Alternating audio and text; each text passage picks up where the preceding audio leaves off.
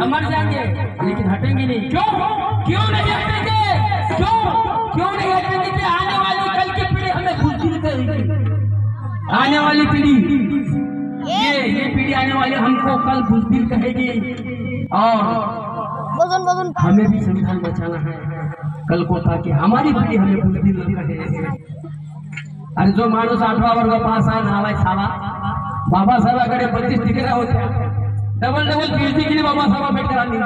जगात बाबासाहेबांना जोडणे हवी ना, जगातील सारे रिकॉर्ड बाबासाहेबांच्या नावाने, हा भाजपचा नाव आहे की 8वा वर्ग नापास संविधान मध्ये तुटल्या काढतो।